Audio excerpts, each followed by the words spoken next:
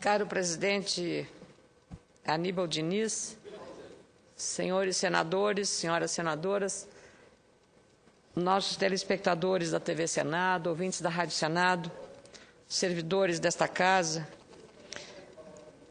eu tenho, como todos os colegas senadores e senadoras, deputados e deputadas,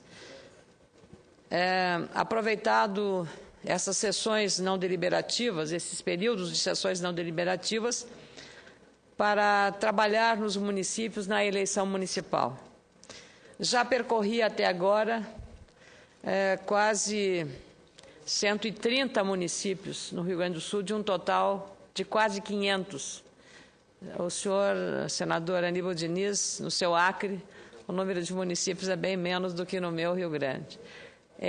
E as distâncias são muitas, mas recompensadoras, porque a gente entra em contato com a realidade, ouve as demandas da população em todos os setores, sejam desde oportunidades de desenvolvimento, as questões relacionadas à educação, à saúde financeira dos municípios, a questão da segurança, muito presente, a questão dos aposentados, demandas que às vezes nem sequer dizem respeito à municipalidade, mas acabam ocupando a nossa agenda política em função da relevância que uma eleição municipal tem na vida do cidadão. Afinal, é ali que a pessoa mora, é na cidade que a pessoa vive e convive. Ali que os filhos estudam, ali que se trabalha, ali que se é empreendedor, ali que se gera renda. Por isso, a relevância de uma eleição municipal tem características muito próprias. Mas, de novo, está se vendo nessa disputa um desequilíbrio que é injusto, é desleal, é inaceitável, senhores senadores.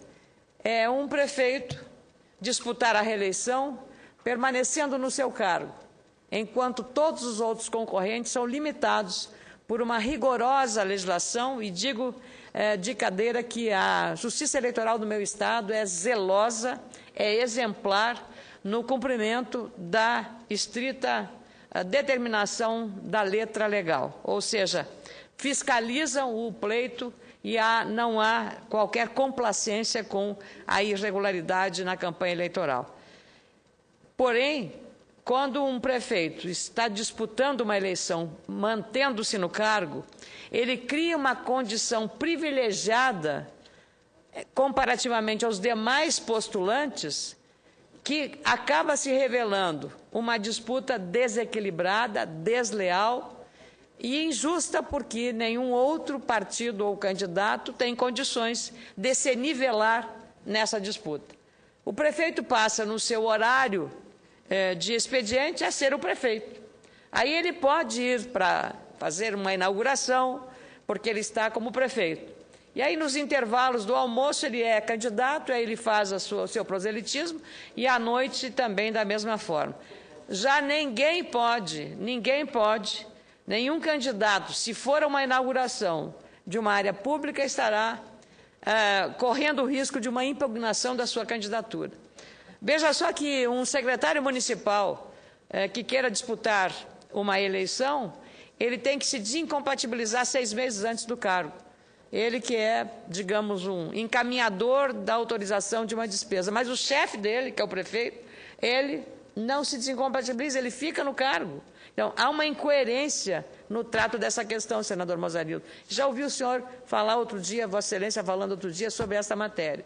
Mais do que isso, um comunicador, e eu fui jornalista durante muito tempo, um comunicador tem que se desincompatibilizar se quiser disputar um pleito. Ele não tem caneta, ele não tem poder de nomear, de liberar recursos, não tem poder nenhum.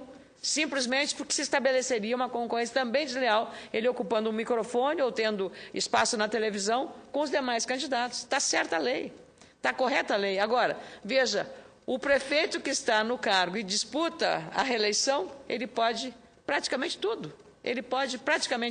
Então, é por isso que, quando alguns governantes fazem uso das instituições públicas, governamentais, na tentativa de se reelegerem, ocorre, sem dúvida, uma concorrência injusta e uma competição desproporcional.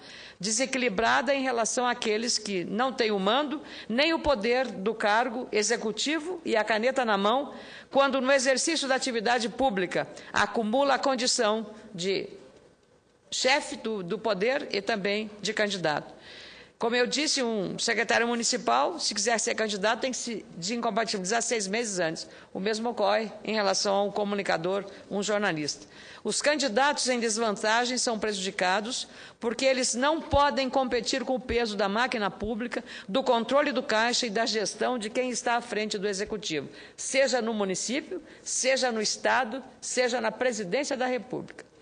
Por isso, preciso do apoio dos senhores senadores e senadoras para discutir, analisar e, se possível, aprovar nesta Casa uma proposta de emenda constitucional de minha autoria, que leva o número 48, 2012, para que qualquer presidente da República, governador de Estado ou prefeito municipal deixe seus cargos com, no mínimo, 4 meses de antecedência quando disputar a reeleição ao mesmo cargo ou a outro cargo público qualquer.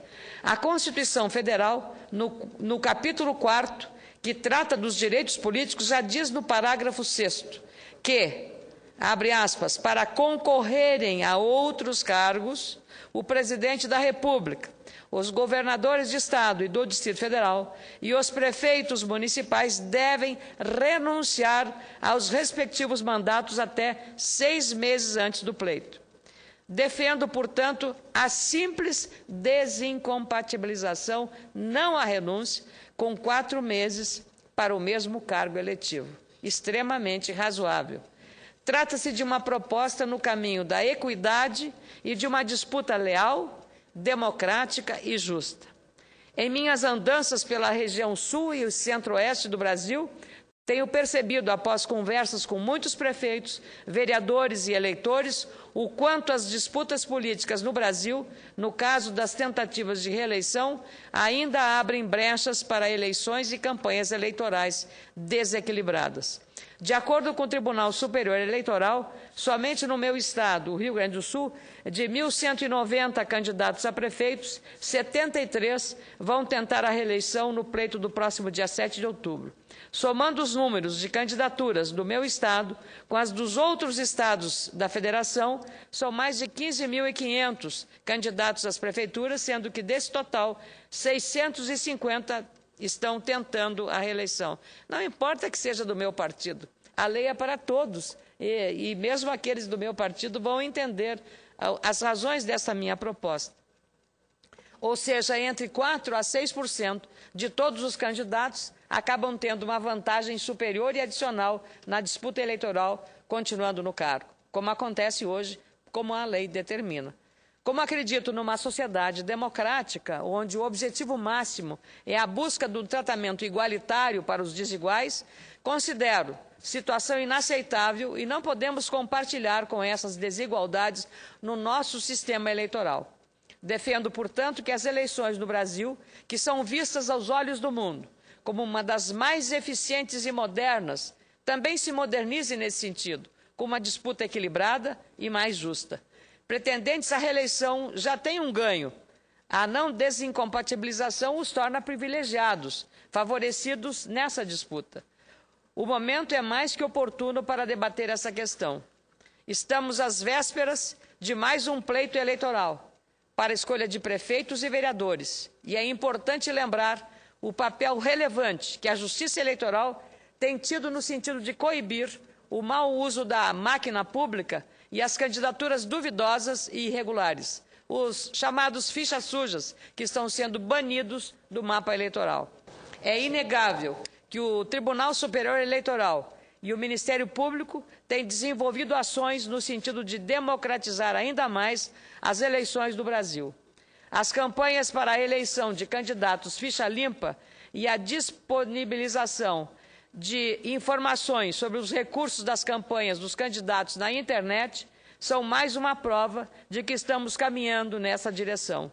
Minha proposta, nesse contexto, senhor presidente, viria apenas complementar esse caminho e ajudar no propósito democrático, justo e de mais igualdade numa disputa eleitoral.